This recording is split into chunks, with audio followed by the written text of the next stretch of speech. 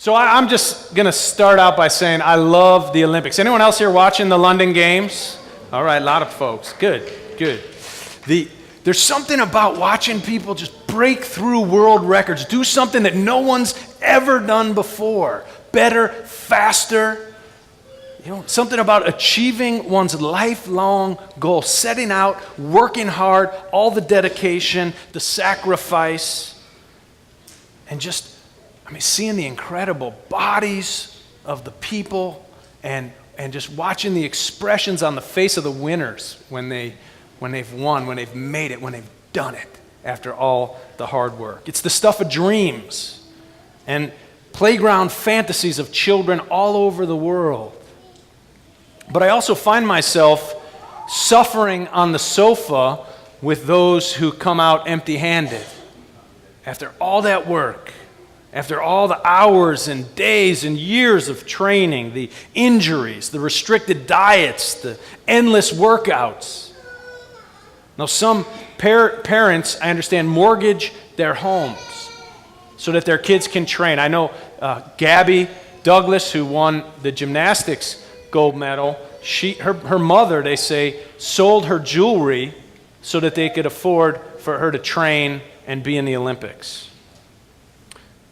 Now she's going to be able to buy her mother all that jewelry back because she won.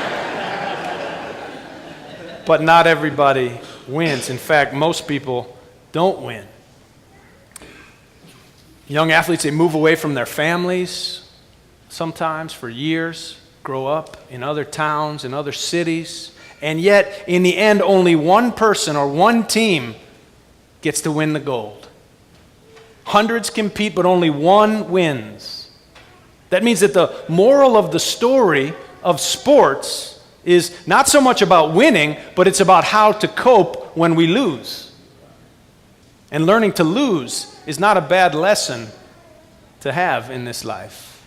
In fact, it may be one of the richest and most important lessons that any of us could ever learn.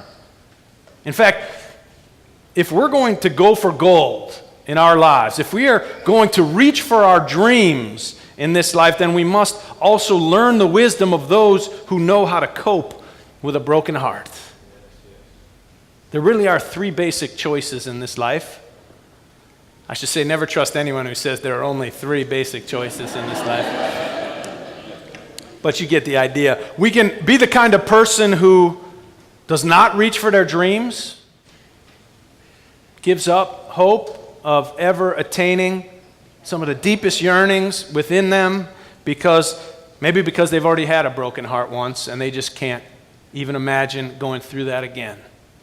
Or we could be like those who only dream very, very small dreams, keep their expectations for themselves and their life low enough so that they can attain whatever it is that they might put before them. It reminds me of the adage, if you're not failing at something, then you're not trying hard enough.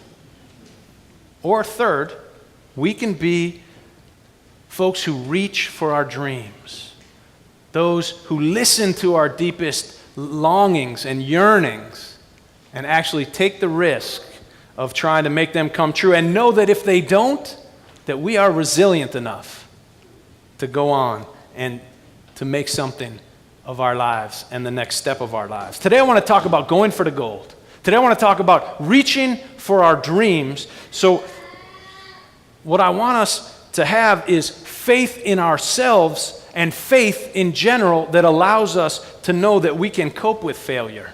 We can cope with shattered dreams and expectations. And I want to share some things this morning about how people do that. Or when I talk about shattered dreams, I'm certainly not just talking about sports. I'm talking about things like when some part of our lives just doesn't turn out the way that we had hoped or that we had planned. Like when we don't get into the school or a program that we've been working so hard to enter. Or we realize that we're just not cut out for the profession that we thought we wanted to be a part of. Or our spouse fails us. Or our body fails us, or our business goes bankrupt, or lays us off, or our child takes a path that we wish he didn't, or when someone we love and count on dies too young, too soon. Either dies a real death or dies from addiction and just checking out of this life. There's so many ways that people can have a living death.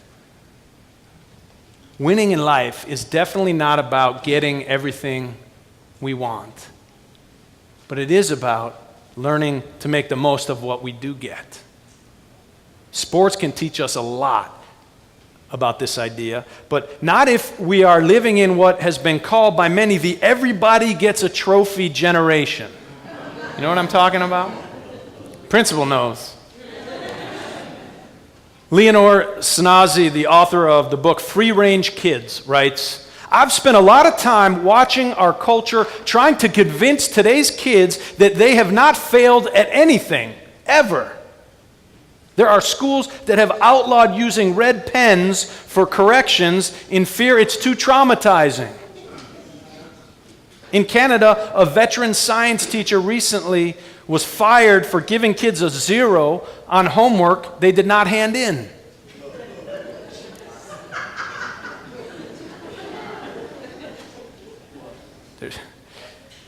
I know there's some teachers and professors in this. Now, closer to home, she says, my own son brought home a bright, shiny trophy for coming in 8th place in his bowling league, out of 9 teams. Apparently, the league hoped that he wouldn't notice that when it comes to bowling, he stinks. Skenazy continues, our generation is shielding our kids from failure because we don't think they can handle it, even though kids always have. Sure, it feels bad to lose a game or to get a bad grade, but it's only recently that teachers, parents, principals, and coaches decided that kids are too sensitive to bounce back from a single setback. And then we wonder why kids cannot bounce back from a single setback? Simple, they have no practice.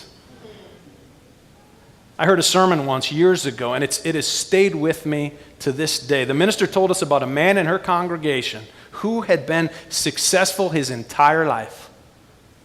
When he was young, he was the captain of the baseball team. He was class president, valedictorian. He went on to get scholarship offers from all of his first choice Ivy League schools that he applied to. He got the hand in the heart of the girl he wanted. He got the job he dreamed of and quickly rose up the ladder to become the president of the company.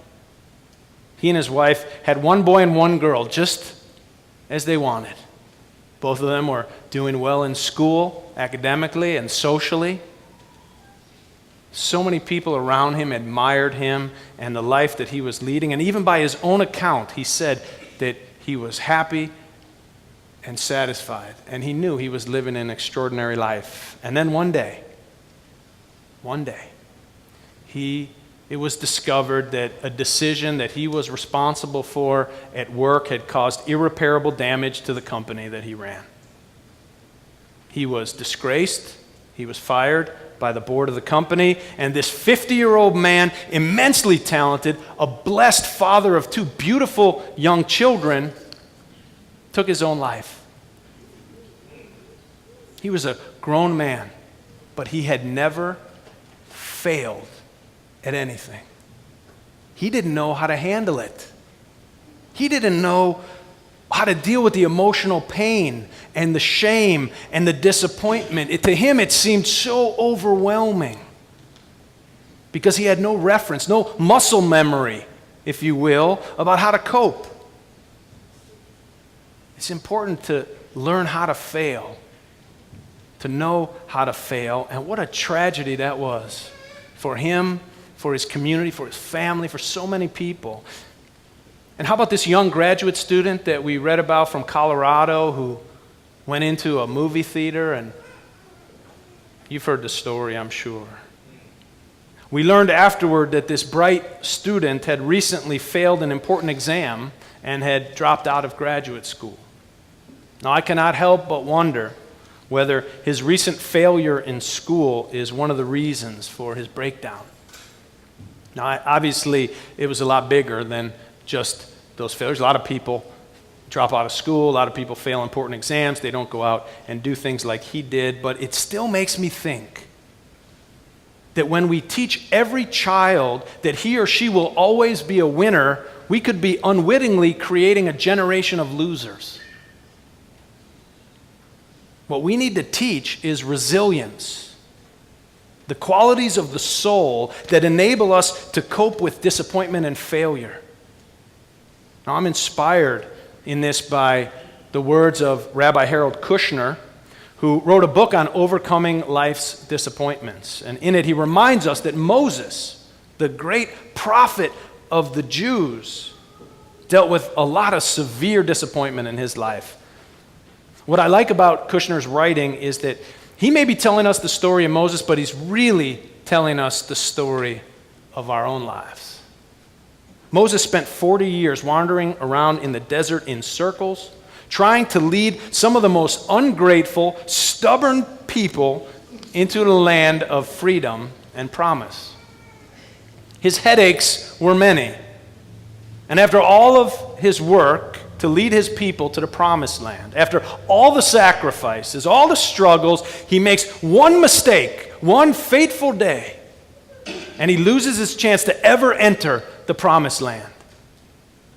Now, near the end of almost 40 years of showing up and doing what he's supposed to do, at great risk and cost to him and his family, and with very little thanks and appreciation, I might add, Moses makes one mistake that costs him dearly. On this fateful day, the people are thirsty and they're impatient, and God tells Moses to command a certain rock to give forth water so that they can drink. But instead of speaking this command, Moses strikes the rock in anger with his staff, and after not following God's instruction, we are told God informs Moses that he will not enter the promised land with the people. Moses is fated to die in the desert without reaching one of the main goals of his life. Now, we can imagine his just incredible disappointment. Maybe even self-loathing, disappointment in himself for making that mistake, for making that fateful error.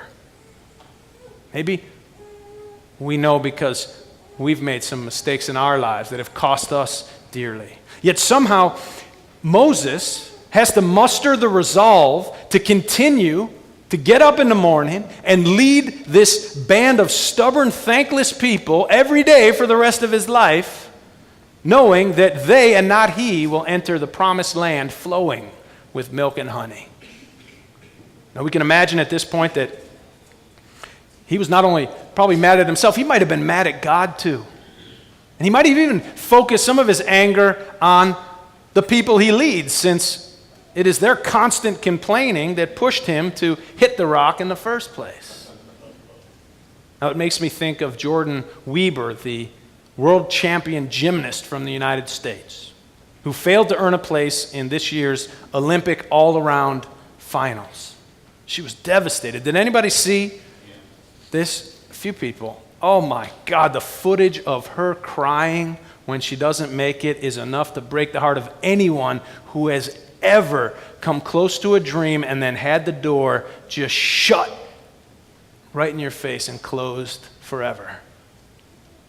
She's the reigning world champion, number one in the world in gymnastics. This is the biggest stage, the most prestigious gymnastics event there is, and this is most likely the one and only chance that she'll have to compete.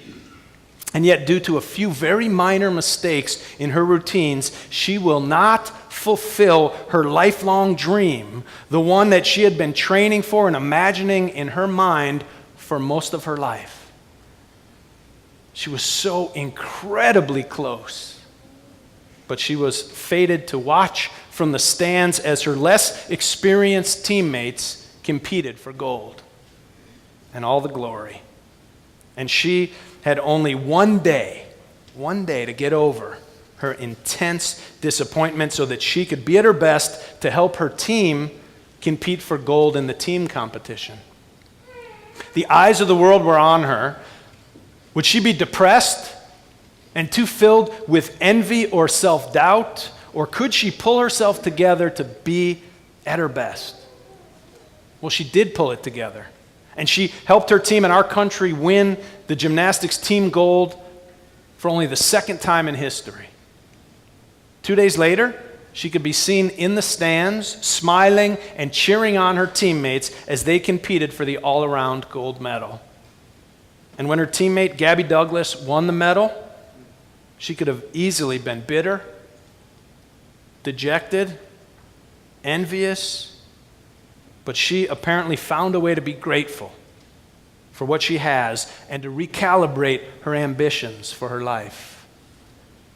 She wasn't going to let her failure and disappointment define her or define the rest of her life. Instead, she chose to be defined by her resiliency and her humanity. This teenage girl is an example of what the Holocaust survivor Viktor Frankl wrote about his time in the Nazi concentration camps. He wrote, "Everything can be taken from a person," and he knew everything can be taken from a person except the last of the human freedoms, the right to choose one's own attitude in any given set of circumstances. As for Moses, toward the very end of his life, he climbed up a very high mountain to look over and see the promised land that he would never enter. He endured so much in order that his people would arrive there. And in that moment, looking down on the fertile plains of Israel, the Bible does not describe a bitter, regretful, or angry man. Instead, Moses looks and imagines his people there living in abundance. Like all great people who succeed in the game of life, Moses focuses on the future. When most people would remain stuck recounting the past, the woe is me, whining like a little baby,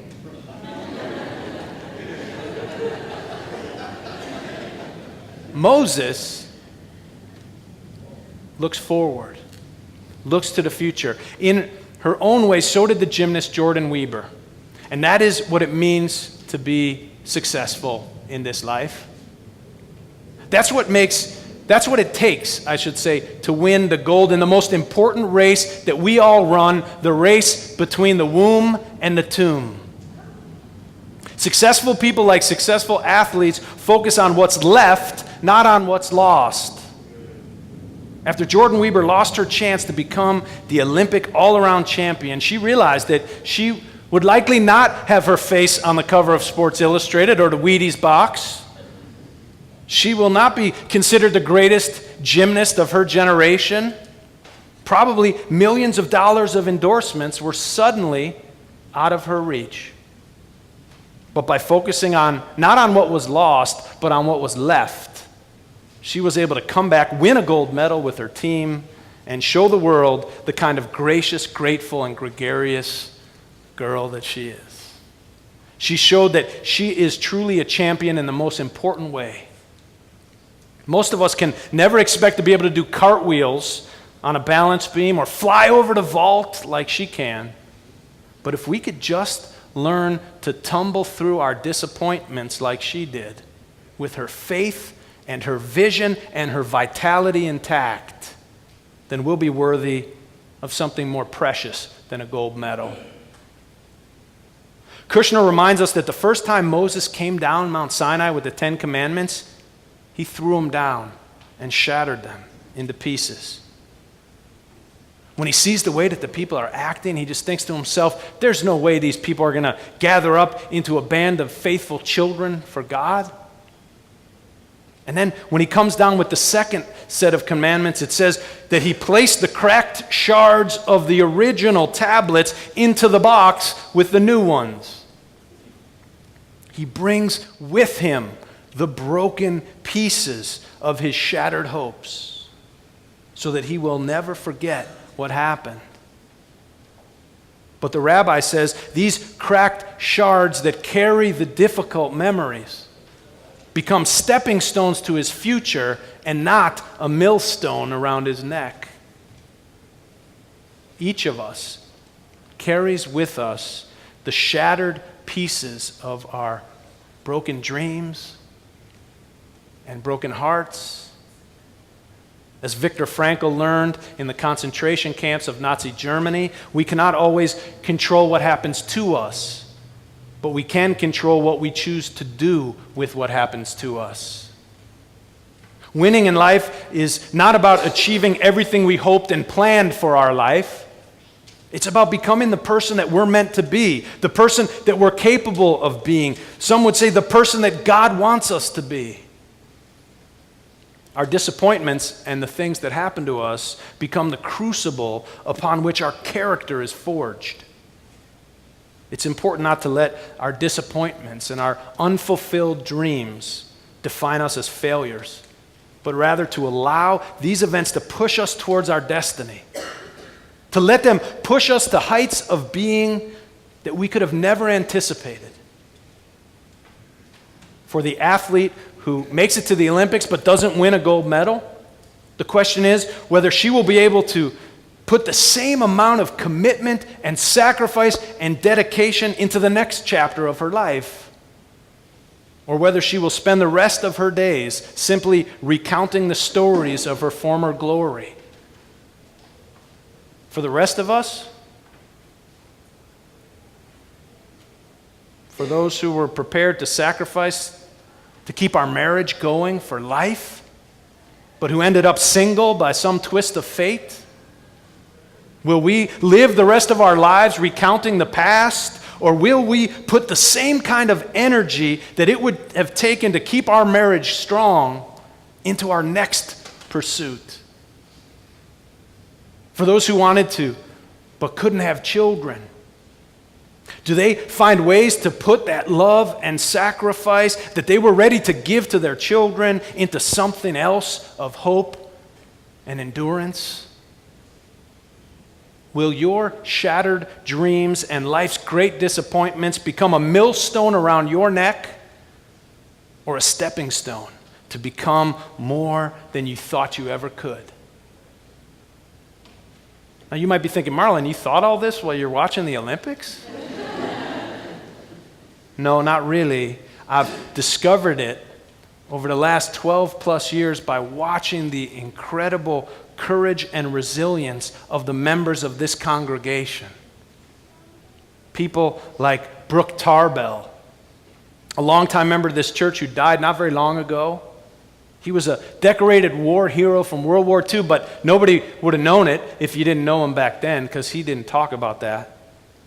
He was a successful businessman and a father.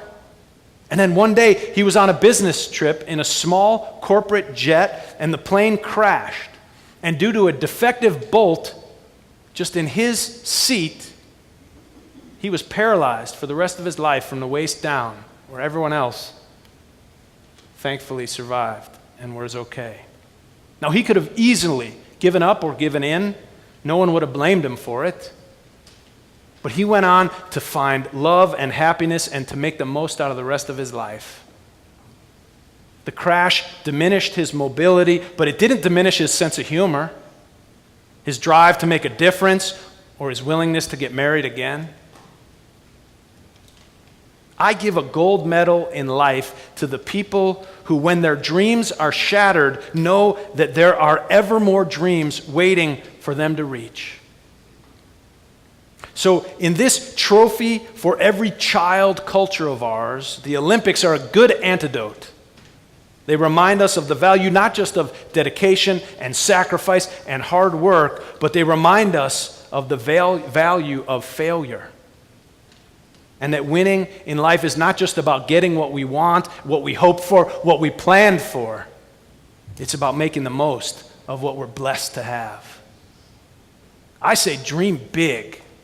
And have faith that you have the resilience and the courage and the character to make it through whatever happens. Because after one dream is over, there are always more dreams waiting to be claimed. If we are not afraid to fail, if we are wise enough to know how to deal with disappointment, then our lives can be golden.